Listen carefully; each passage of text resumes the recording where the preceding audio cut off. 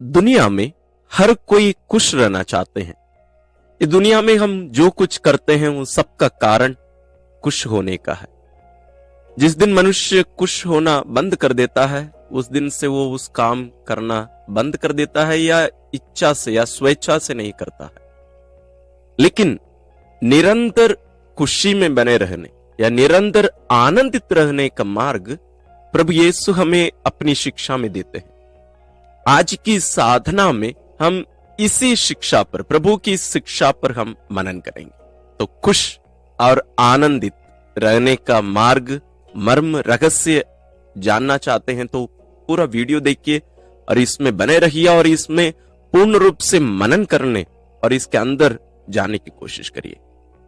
आइए आप अपना पवित्र बाइबल, अपनी डायरी, पेन और पेंसिल ले लीजिए। सबसे पहले आप अपना जगह ग्रहण करिए, अपना स्थान ग्रहण करिए। सबसे महत्वपूर्ण बात यह है कि हम अपने आप को ईश्वर की उपस्थिति में रखें। ये बहुत ही निर्णायक कार्य और घटना है, ये बहुत जरूरी है, क्योंकि हम ईश्वर की उपस्थिति में रह रहे हैं। इस वास्तविकता को अपनाना, स्वीकार करना और उसमें जीना बहुत जरूरी है। इसलिए इसको करिए। उसके बाद हम प्रारंभ करेंगे। पिता और पुत्र और पवित्र आत्मा के नाम पर आमीन। हे परम पावन दयालु पिता, हम तुझे धन्यवाद देते हैं हमारे सुंदर जीवन के लिए, तेरे पुत्र के लिए, पवित्र आत्मा के लिए, दोनों को इस धरती पर हमारे बीच में हमारे लिए भेजकर अब हमें सिखाए हैं कि हमें खुश होने के लिए क्या करना चाहिए। आज उसी शिक्षा पर हम मनन करने वाले हैं। आप अपना पवित्र आत्मा हमें प्रदान करिए। हे पवित्र आत्मा, आप हमारे शरीर में निवास करते हैं, हमें कृपा दीजिए कि हम आपकी आवाज पहचान सके, हम आपकी प्रेरणाओं को पहचान सकें और हम उस राह पर चल सकें। हे प्रभु यीशु ख्रिस्त, आप जिन रहस्यों को अपने शिष्यों को प्रकट किए आज हम पर प्रकट करना चाहते हैं, हमें कृपा दीजिए कि हम मरियम के समान आपके चरणों में रहकर इन बातों को ध्यानपूर्वक सुन सकें, समझ सकें और अपने जीवन में अमल कर सकें। एक हमारी प्यारी मां मरियम हमें सिखा कि हम भी कैसे ईश वचन को सुन सकें और उसे शरीर दे सकें। सभी संतों, स्वर्गदूतों, हमारे लिए प्रार्थना करिए, हमारा साथ दीजिए। हम ये प्रार्थना करते हैं अपने प्रभु क्रिस्त के द्वारा, आमीन। हमारी आज की साधना के लिए जो पाठ हम चुने हैं वो है संत लूकास रचित सुसमाचार अध्याय 11 पद संख्या 27 और 28। The gospel according to saint Luke chapter 11 verses 27 and 28। ईसा ये बातें कह ही रहे थे कि भीड़ में से कोई स्त्री उन्हें संबोधित करते हुए ऊंचे स्वर से बोल उठी, धन्य है वह गर्भ जिसने आपको धारण किया और धन्य है वह स्तन जिनका आपने पान किया है। परंतु ईसा ने कहा, ठीक है, किंतु वे कहीं अधिक धन्य हैं जो ईश्वर का वचन सुनते और उसका पालन करते हैं। आप कम से कम 2-3 बार इस पाठ को ध्यान से पढ़िए, इसमें बहुत सारे रहस्य छिपे हैं। पवित्र बाइबल में धन्य होना एक अलग ही गुण के रूप में प्रकट किया जाता है। हम संत मत्ती रचित सुसमाचार अध्याय 5 में पर्वत प्रवचन में इस शब्द को बार बार सुनते हैं, धन्य हैं वे जिनका हृदय निर्मल है, धन्य हैं वे जो मेल मिलाप करते हैं। ये शब्द प्रभु यीशु के मुख से बार बार आता है और अपनी शिक्षा में प्रभु यीशु इस शब्द को बहुत बार प्रयोग करते हैं। आज के जो वचन हम चुने हैं इसमें भी प्रभु यीशु इस शब्द का प्रयोग करते हैं। एक टिप्पणी मैं करना चाहूंगा, इस पाठ को बहुत सारे लोग मां मरियम के विरुद्ध इसका उपयोग करते हैं।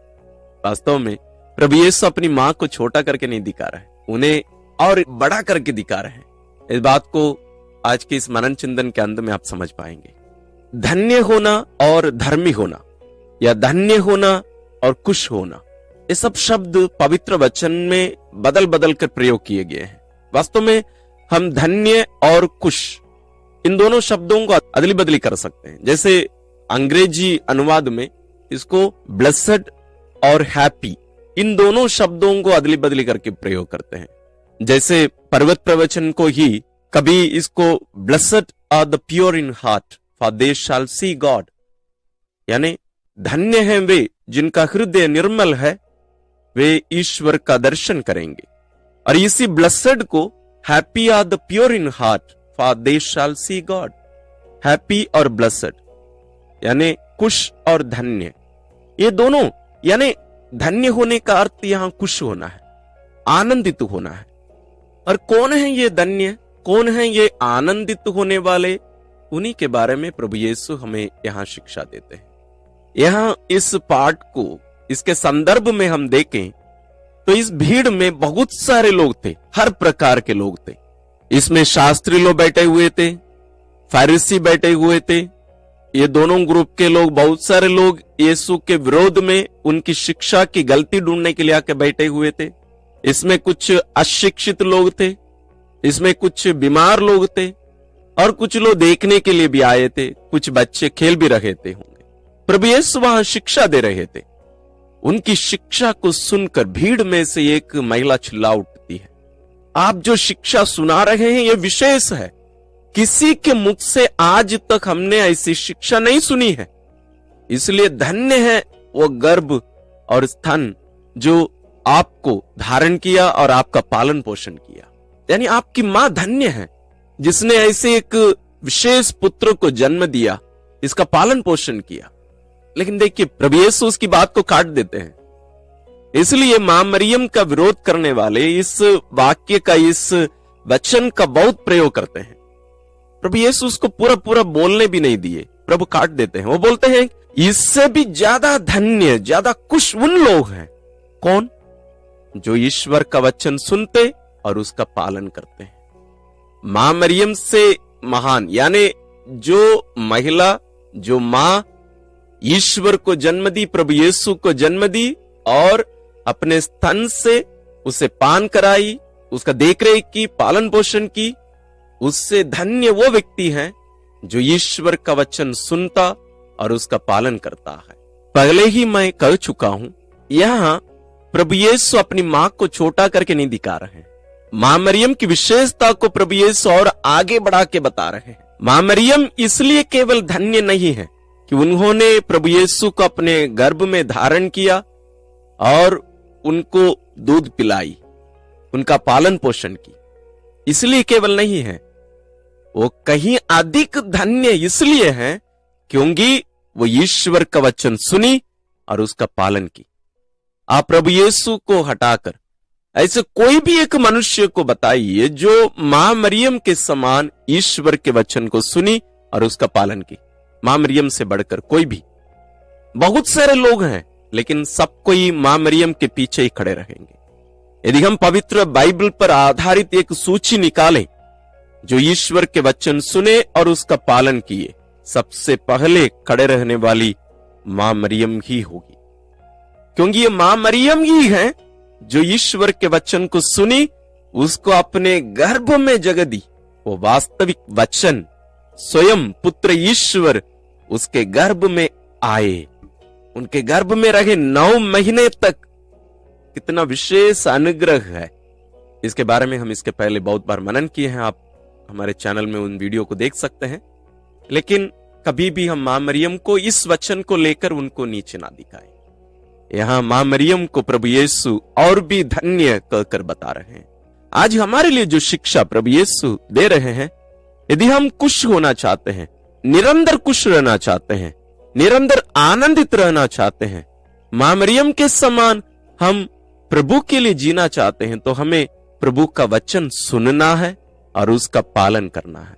वचन सुनना और उसका पालन करना, इसका अर्थ क्या होता है?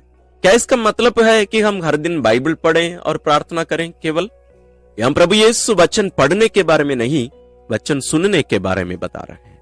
सुनने का अर्थ पढ़ने से थोड़ा ज्यादा होता है। हम किसको बोलते हैं कि मेरा बेटा, जैसे बहुत माता पिता आजकल बोलते हैं कि फादर जी मेरा बेटा मेरी बात सुनता ही नहीं है, उसका मतलब है कि वो बहरा है? नहीं, सुन पाता है लेकिन उसको मानता नहीं है। तो सुनने का अर्थ बहुत कुछ हो सकता है, ये पढ़ना केवल नहीं, सुनना। और ईश्वर क्या केवल जब हम प्रार्थना के लिए बैठते हैं उसी समय हमें सुनाते हैं? क्या केवल ईश्वर पवित्र बाइबल के द्वारा ही हमसे बातें करते हैं? बहुत सारे प्रश्न हमें पूछना है। मदर तेरेसा ट्रेन से यात्रा कर रही थी और ईश्वर उनसे बातें की। उनका जीवन पूर्ण रूप से बदल गया। यहां मां मरियम का एक बहुत बड़ा गुण प्रभु यीशु हमारे सामने रख रहे हैं, वह है ईश्वर के साथ सदैव जुड़े रहने का। इसके पहले के हमारे मनन चिंतन प्रभु यीशु की प्रार्थना यानी हे हमारे पिता प्रार्थना में, उस साधना में हमने मनन किया। कैसे प्रार्थना एक महान वरदान है, क्योंकि इसके द्वारा ही हम ईश्वर के साथ सदैव जुड़े रह सकते हैं। ईश्वर वाईफाई के समान है, वो सदैव चालू है। हम छोटे छोटे एक मोबाइल के समान हैं। हमें उस वाईफाई में आकर उसमें जुड़ जाना है और उसमें एक पासवर्ड है, विश्वास रूपी वो पासवर्ड। और ये वाईफाई कभी भी बंद नहीं होता, ये हमेशा चालू रहता है, हमेशा। जब कभी ये मोबाइल चाहे उस वाईफाई से जुड़ सकता है। वही है कम्युनियन, ईश्वर के साथ जुड़े रहने का। मां मरियम यही करती रही। इसलिए मां मरियम के जीवन के बारे में संत लूकस जब लिखते हैं, वे बार बार कहते हैं वो इन बातों को अपने मन में संजोए रखा करती थी। ईश्वर के वचन को अपने दिल में संजोए रखती थी। वो कौन सा वचन? स्वर्गदूत जो उनको बोले वो केवल नहीं है, जो भी घटनाएं घटित हो रही थी उनके जीवन में, उनको अपने दिल में संजोए रखा करती थी। रात को चरवाहे आके दर्शन किए प्रभु यीशु का, मरियम को कुछ भी समझ में नहीं आया। मरियम उन बातों को अपने दिल में संजोए रखी। कुछ दिन बाद हम देखते हैं ये 3 ज्योतिषी या 3 राजा वहां आते हैं दर्शन के लिए। वहां भी संत लूकस लिखते हैं मरियम इन बातों को अपने दिल में संजोए रखी। और भी बहुत सारी घटनाएं होती जाती हैं, जैसे प्रभु यीशु खो जाते हैं मंदिर में, वापस मिलते हैं। संत लूकस लिखते हैं मरियम इन बातों को अपने दिल में संजोए रखी। तो प्रभु यीशु के जीवन में जो भी घटनाएं घटित हुई, उन सबको मरियम अपने दिल में संजोए रखा करती थी, उन पर मनन किया करती थी, ईश्वर के साथ सदा जुड़े रहती थी। ये एक मनोभाव है, एटीट्यूड, एक स्थिति, एक कार्य केवल नहीं, एक स्थिति है, स्टेट जिसमें हम बने रहते हैं। प्रार्थना करते रहना, सदैव प्रार्थना करते रहना मतलब शब्दों का प्रयोग करना केवल नहीं है, जुड़े रहना बिना शब्दों का प्रयोग किए भी। मैं विश्वास करता हूं यदि आप इतने दिनों से इस साधना में हर दिन भाग ले रहे हैं, आप प्रार्थना करने की दूसरी एक तरीका भी सीख रहे होंगे। मौन रहना, बात किए बिना प्रार्थना करना, शब्दों का प्रयोग किए बिना प्रार्थना करना। आजकल प्रार्थना करने का अर्थ ही करिश्मा ही प्रार्थना हो गई है, चिल्लाना नहीं। प्रार्थना का अर्थ सबसे पहले सुनना है, क्योंकि प्रार्थना वार्तालाप है, डायलॉग। इसमें 2 व्यक्ति, कम से कम 2 व्यक्ति शामिल हैं, एक ईश्वर है। इसलिए मैं हर दिन बोलता हूं निर्णायक घटना या कार्य ईश्वर की उपस्थिति में रहना। जब तक वो कार्य नहीं होता है उसके आगे कुछ भी नहीं हो सकता। प्रार्थना वहां हो ही नहीं सकती। वहां मैं अकेले बैठ के बात करते रहूंगा पागल जैसे।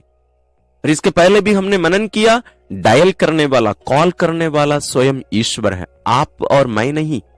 हम कौन होते हैं? हमारा क्या औकात है कि हम ईश्वर को फोन कर लें? नहीं, ईश्वर हमें फोन करते हैं। ईश्वर ये वरदान दिए हैं, ये ईश्वर का वरदान है। इस बात को हमें समझना बहुत जरूरी है। तो इस डायलॉग रूपी प्रार्थना में ईश्वर सबसे पहले बोलते हैं, लेकिन हम कभी सुनते ही नहीं हैं। मेरी पल्ली में मिसा बलिदान में हम बहुत बार बहुत शांत रहते हैं, चुप रहते हैं। शुरुआती दिनों में बहुत डिस्टर्ब हो रहे थे लोग, अब बहुत साल हो गए हैं, लोग अभी एंजॉय करते हैं साइलेंस को, उनको आनंद आता है, मजा आता है। और कभी कभी मैं कहीं चला जाता हूं और कोई फादर आगे और उन्हें वो अवसर नहीं मिला, तो कोई कोई मुझे कंप्लेन करते हैं, फादर वो साइलेंस इस रविवार के मिस्सा में नहीं था, हमें अच्छा नहीं लगा। वास्तव में मेरा कार्य नहीं है वो लिटर्जी में, पवित्र यूकरिस्ती बलिदान में साइलेंस के लिए बहुत समय है, लेकिन हम लोग आवाज करने में लगे रहते हैं। साइलेंस, सुनना साइलेंस में ही होता है। शब्द साइलेंस में ही उत्पन्न होता है। हम साइलेंट रहे बिना, मौन रहे बिना ना तो हम सुन सकते हैं, वास्तव में ना तो हम बोल सकते हैं, उत्तर दे सकते हैं। सुनेंगे नहीं है तो हम उत्तर क्या देंगे? अब जस्ट कल्पना करके देखिए, हम कैसे ईश्वर का वचन सुनते हैं। पवित्र बाइबल में से भी हम ईश्वर का वचन नहीं सुनते हैं। ये बहुत बड़ी चुनौती है। इसलिए हम खुश नहीं है, इसलिए हम आनंदित नहीं है, इसलिए हम दुखी हैं। संत पिता फ्रांसिस बार बार कहते हैं, कोई एक दुखी क्रिस्तीय प्रभु यीशु का दुश्मन है। क्यों? क्योंकि वो उल्टा साक्ष्य देता है। क्योंकि प्रभु यीशु का शिष्य आनंद का साक्ष्य देने वाला होना चाहिए। ए Christian, A true Christian, a real Christian is a joyful witness, A joyful witness. आनंदित होकर साक्ष्य देने वाला व्यक्ति है, आनंद के साथ साक्ष्य देने वाला व्यक्ति है, वो आनंदित रहता है। यदि वो नहीं है, उसका मतलब है कि हम प्रभु की कभी सुने नहीं है। मुझे पता नहीं आप असिसी के संत फ्रांसिस को जानते हैं कि नहीं। यदि आप उनको नहीं जानते हैं तो हमारे चैनल में उनके ऊपर कम से कम 2-3 वीडियोस हैं, आप जरूर देखिएगा। असिसी के संत फ्रांसिस के पिताजी एक कपड़ा व्यापारी थे। मैं उनके बारे में थोड़ा सा बताना चाहूंगा, तब आप इस बात को समझ पाएंगे। वो बहुत सुंदर दिखते थे, बहुत हैंडसम थे। और उस शहर में, असिसी एक शहर था, आज भी है, उस शहर का सबसे हैंडसम और सबसे अमीर लड़का यही था, फ्रांसिस। तो आप समझ सकते हैं उस जमाने में भी लड़की पटाना और उनके साथ रिलेशनशिप में रहना, लिव इन रिलेशन में रहना और पार्टी करना, ये सब में फ्रांसिस बहुत आगे थे। और उनके साथी लोग, उनके दोस्त लोग इसके लिए उन्हें पसंद भी करते थे। और उनके पिताजी भी इसके लिए अपने बेटे के लिए बहुत खर्चा करते थे। मैं उनकी जीवनी को, बहुत सारी बातों को छोड़ दे रहा हूं। उनके जीवन में परिवर्तन आता है, वो हार का सामना करते हैं। अंत में जो फ्रांसिस धन दौलत के कारण खुशी मनाता था, उस धन दौलत को त्याग कर अपने घर से असीसी शहर के जो बिशप थे, धर्माध्यक्ष थे, उनके सामने, पूरे शहर के लोगों के सामने जो कपड़ा पहने थे, उस कपड़े को निकालकर अपने पिता को देकर वहां से निकलता है, ये कहते हुए पर्वत प्रवचन की जो बातें प्रभु यीशु हमें बताए हैं, उस शिक्षा को दोहराते हुए वो वहां से निकल जाता है। इतिहास साक्षी है, प्रभु यीशु के बाद सुसमाचार को उस शब्द में ही पूर्ण रूप से जीने वाला, मां मरियम को भी छोड़ दीजिए, तो ये असिसी के संत फ्रांसिस है। उसके शरीर में वो 5 घावों को पाए, प्रभु यीशु के 5 घावों को अपने शरीर में पाए थे। द सेकंड क्राइस्ट कहलाते हैं। हम हमारे माता पिता के प्रति अपना प्रेम कैसे प्रकट करते हैं? आप कैसे अपना प्रेम प्रकट करते हैं? केवल एक ही कार्य के द्वारा। वो जो भी बातें हमें बताते हैं उसका आज्ञा पालन करते हुए, उसको मानते हुए, उसको सुनते हुए। जब हम उनकी बातों को नहीं मानते हैं, सुनते नहीं हैं, हम उनसे प्यार नहीं कर सकते हैं। इसलिए प्रभु यीशु ने भी कहा है, संत यूहन्ना सुसमाचार अध्याय 14, पूरा अध्याय पढ़िए, इसमें पूरे अध्याय में प्रभु यीशु इसी को दोहराते हैं। पद संज्ञा 15 में लिखा है, यदि तुम मुझे प्यार करोगे तो मेरी आज्ञाओं का पालन करोगे। पद संज्ञा 23 में लिखा है, ईसा ने उससे उत्तर दिया, यदि कोई मुझे प्यार करेगा तो वह मेरी शिक्षा पर चलेगा, मेरा पिता उससे प्यार करेगा और हम उसके पास आकर उसमें निवास करेंगे। यही है आनंद का कारण। जो प्रभु यीशु की शिक्षा सुनता है, जो उस पर चलता है, उसे स्वयं ईश्वर प्यार करेगा और उसमें आकर त्रिएक ईश्वर निवास करेंगे, पिता, पुत्र और पवित्र आत्मा। उनकी उपस्थिति है इस आनंद का कारण। उस वाईफाई के साथ हम इसको थोड़ा सा जोड़कर समझने की कोशिश करेंगे, क्योंकि ये बहुत महत्वपूर्ण बात है, इसलिए थोड़ा सा लंबा जा रहा हूं मैं। प्रभु यीशु इस दुनिया में पिता की इच्छा पूरी करने के लिए आए। वो कुछ भी किए, वो पिता की इच्छा को पूरी करने के लिए किए, उसके सिवाय वो कुछ भी नहीं किए। अपनी इच्छा से वो कुछ नहीं किए। उनके जीवन का आनंद का कारण भी वही था। इसलिए वे कह सकते थे, मैं और पिता एक हैं, पिता मुझ में जीवित है, मैं पिता में जीवित हूं। इसलिए यूहन्ना सुसमाचार अध्याय 15 में और उसके आगे भी प्रभु यीशु यही कहेंगे, तुम मुझ में रहो, मैं तुम में रहूं, मेरी शिक्षा तुम में रहे तो तुम बहुत अधिक फल उत्पन्न करोगे। ये केवल पवित्र बाइबल पढ़ना नहीं है। हम जो साधना कर रहे हैं, इसमें आप इसका फर्क समझ रहे होंगे। हमें ईश्वर का वचन सुनना है, सुनने वाले प्रत्युत्तर देते हैं। यदि हम प्रत्युत्तर नहीं दे रहे हैं, उसका अर्थ है कि हम सुन नहीं रहे हैं। हम थोड़ा सा समय लें और इस रहस्य को, इस बात को हमारे अभ्यंतर में जाने दें। उसके बाद हमें प्रत्युत्तर देना है।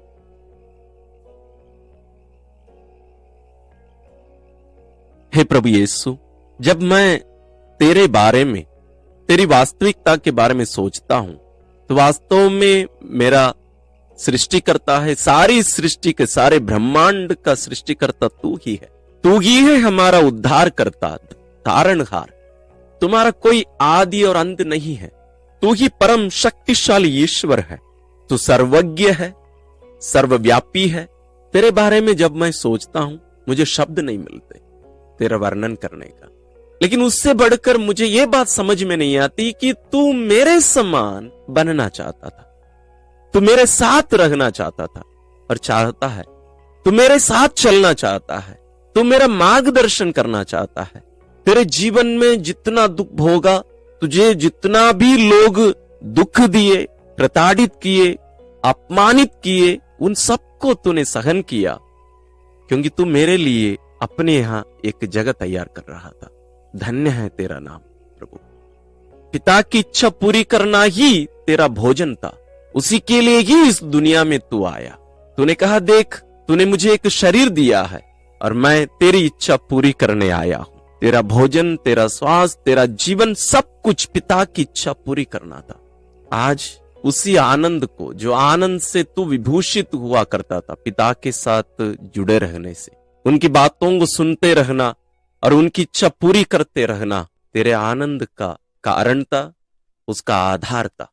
आज वही सीक्रेट, खुश होने का, आनंदित होने का, धन्य होने का, उस सीक्रेट तो आज हमें बता रहा कि हम भी कैसे हमेशा सदैव आनंदित रह सकते हैं। तुझे धन्यवाद प्रभु। प्रिय भाई और बहनों, आइए हम थोड़े समय इस प्रत्युत्तर को आप अपने शब्दों में भी उत्तर देने की कोशिश करिए। इस महान रहस्य को अपने अंदर, अभ्यंतर में और भी गहरे रूप से जाने दीजिए।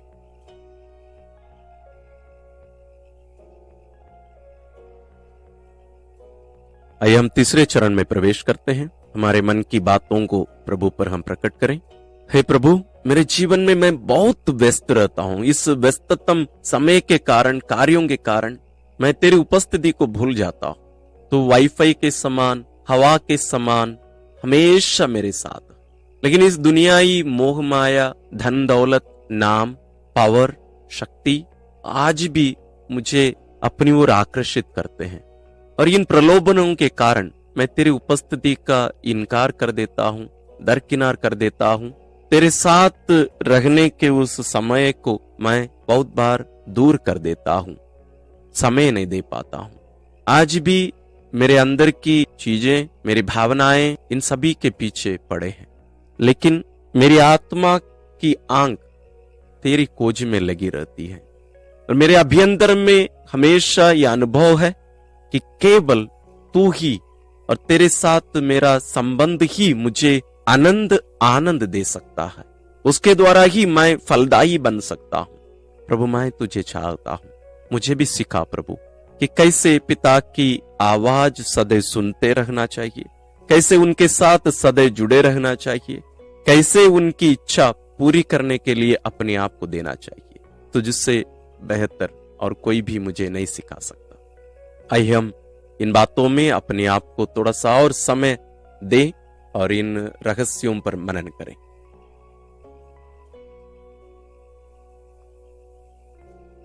हम साधना के चौथे चरण में प्रवेश करते हैं, निर्णय लेने का समय।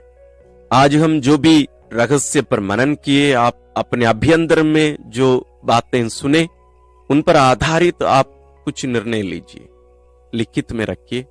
ईश्वर के साथ सदा जुड़े रहने की बात हो, प्रार्थना करने की बात हो, सुनने की बात हो, शांत रहने की बात हो, साइलेंट रहने की बात हो, या ईश्वर को हमारे जीवन में प्रथम स्थान देने की बात हो, खुश और आनंदित रहने की बात हो, और भी बहुत सारी बातों को या शिक्षाओं का सीख हम आज की इस साधना से हम ले सकते हैं। अब थोड़ा सा समय लेकर उनको लिखिए और उन पर चलने की कोशिश करिए। तो आइए हम ईश्वर को धन्यवाद देते हुए प्रार्थना करें। हे परम दयालु पिता, हम तुझे धन्यवाद देते हैं आज के इस सुअवसर के लिए, जहां तू अपने पुत्र हमारे मुक्तिदाता प्रभु यीशु क्रिस्त के द्वारा हमें प्रार्थना करने सिखा रहे हैं। आपकी आवाज सुनने, उसको मानने और उसके अनुसार चलने की शिक्षा आज आप हमें दे रहे हैं। आप हमें आज सिखा रहे हैं कि हमें आनंदित रहने के लिए आपकी आवाज सुनना है और उसका पालन करना है। हमारे पहले बहुतों ने, मां मरियम, संत योसेफ, असीसी के संत फ्रांसिस और बहुत सारे लोग, इन सबसे बढ़कर आपका पुत्र हमारे मुक्तिदाता इसमें चलकर हमें सिखाए। प्यारे पिता, हमें कृपा दीजिए कि हम हमारे जीवन के हर क्षण हर पल तेरे साथ जुड़े रहने के लिए लालायित रह सकें, उसके लिए हम अपने आप को अर्पण कर सकें। हे पवित्र आत्मा ईश्वर, आप हम में निवास करते हैं, हमें कृपा दीजिए कि हम मौन रह सकें। इस दुनियाई आवाज के कोलाहल के बीच में हम शांत रहकर आपकी आवाज सुन सकें। हे प्रभु यीशु, हमें भी सिखाइए कि कैसे पिता की आवाज पहचाननी है और उसका पालन करने के लिए अपने आप को कैसे आनंदित होकर अर्पण करना चाहिए। ये सभी संतों, स्वर्गदूतों, हमारे लिए प्रार्थना करिए ताकि हम भी आप लोगों के समान पिता की आवाज सुन सकें और उनकी इच्छा पूरी करने के लिए अपने आप को अर्पण कर सकें। हम ये प्रार्थना करते हैं अपने प्रभु क्रिस्त के द्वारा, आमीन। प्रिय भाई और बहनों, हम आज आनंद का एक मार्ग, एक रास्ता, या शायद केवल एक ही रास्ता है, उसको आज हमने जाना है। जरूर हम इसके पहले भी सुने हैं, लेकिन मैं आशा करता हूं, विश्वास करता हूं, आज जो भी हम निर्णय ले रहे हैं उसको अपने जीवन में हम कायम रखेंगे, जिएंगे और प्रभु यीशु के पद चिन्हों पर चलकर वो स्वर्ग राज्य में प्रवेश पाने की योग्य हम सब हो सके। यह आप सबों के लिए, हमारे लिए, मेरे लिए भी ईश्वर से प्रार्थना है। ईश्वर आप सबों को आशीर्वाद प्रदान करें।